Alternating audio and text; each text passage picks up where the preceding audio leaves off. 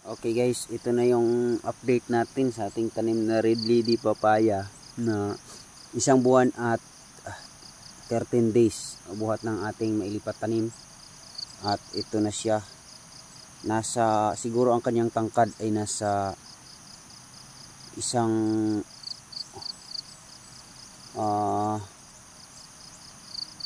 nasa 30 cm ata ang kanyang tangkad.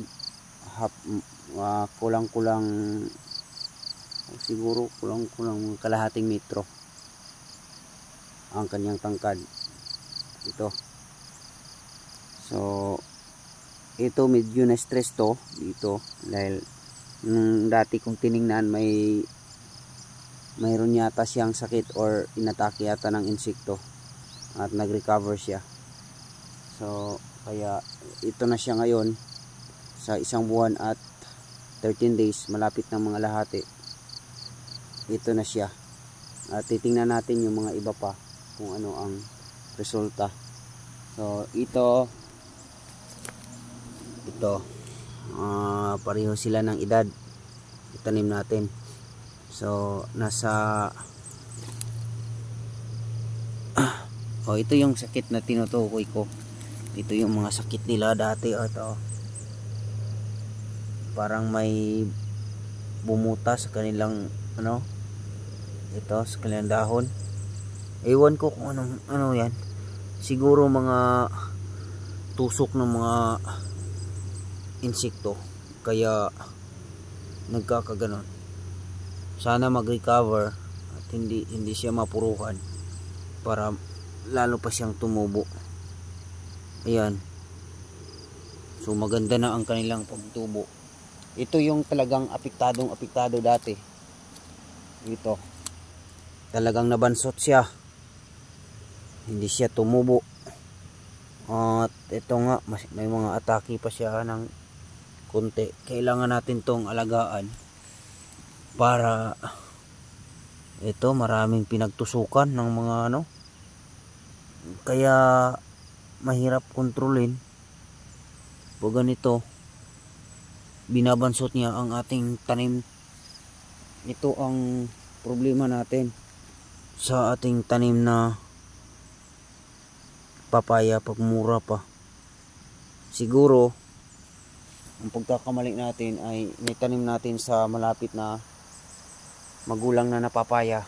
Ito hindi natin inalagaan. Kaya ang mga insekto na dapat sana dito manginginain siguro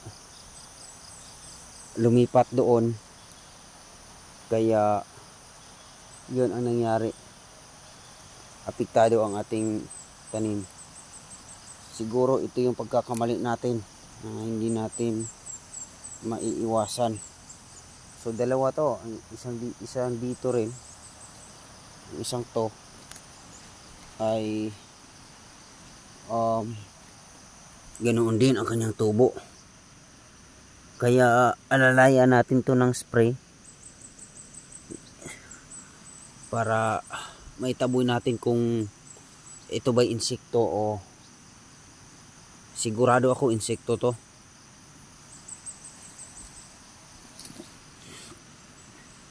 Alalayan natin ng spray para maitaboy natin kung anong klaseng insekto yon. Sprayan natin. Pero yung mga nakasurvive buhat sa mga nanginginain, nanunusok, ito malusog na malusog. Okay, mayroon ng mga maliliit na dahon. Napakalusog nila. Ito medyo malaki na ang kanyang puno. Dapat sana ganito lahat. Gumaganda ang kanyang puno. Dapat malaki ang kanyang puno para pag nagbunga siya ng marami, kayang-kaya niyang buhatin ang kanyang mga bunga. Hindi katulad ng dati nating tanim, hindi natin inaalagaan. Yan, maliliit ang kanyang puno. Hindi kasi natin inalagaan dahil ito hindi natin binili ang buto. Mga pinagkainan lang natin ang ating itinanim dito dati. Nagbunga naman siya kahit hindi inalagaan. Ayan, pero payat. Ayan, pwede na natin yung kunin. Ito yung mga itinanim natin dito na payat dahil hindi natin inalagaan. Ayan. Ito pa.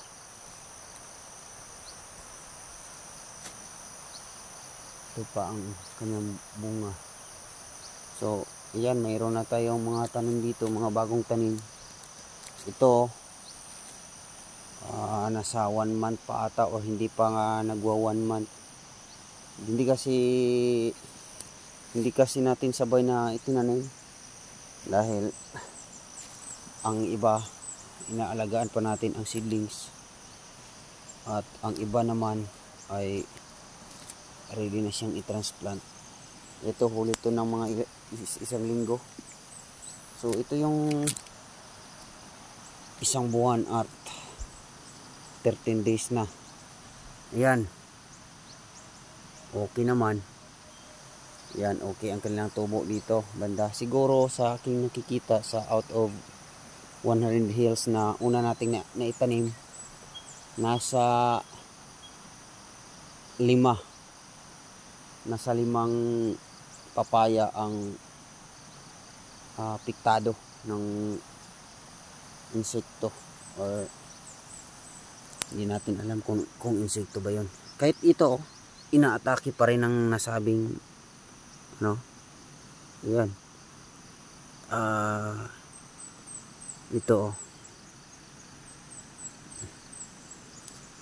parang fungus ay ata yun, or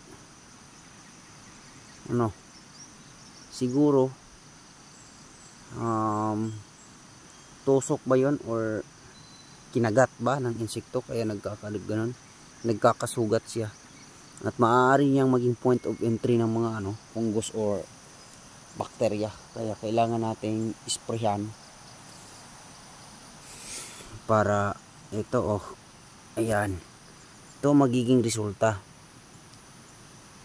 Ayan, at pag maliit pa siya, tiyak na maantala ang kanyang pagtubo, kaya kailangan nating isprehan ng pamatay insekto kahit mura pa ang ating tanim na papa. Ito ay talagang may atake yan, nangingitim,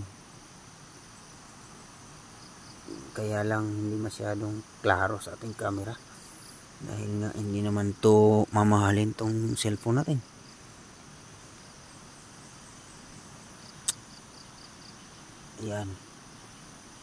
Yan ang mga problema natin sa ating papaya, kaya ang iba ay nahihirapang bumulas. Ito ang ayaw nating mangyari.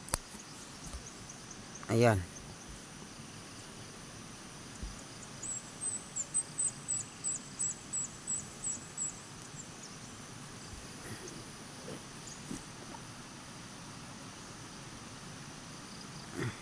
nangingitim siya, at ang masaklap nito kung magiging dahilan pa yan kung na humina ang kanyang, baka mabali siya. Kaya ito ang problema natin talaga sa ating papaya. First time kasi nating magpapapaya, at ito na kaagad ang mga challenge natin sa ating tanim. Pero so far okay naman sana ang kanyang simula.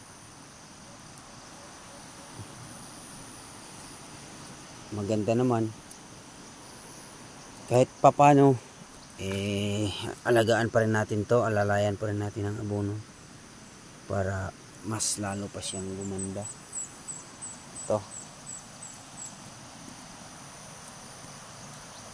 Ito na sila. So ayan, Ayan na sila. Oh.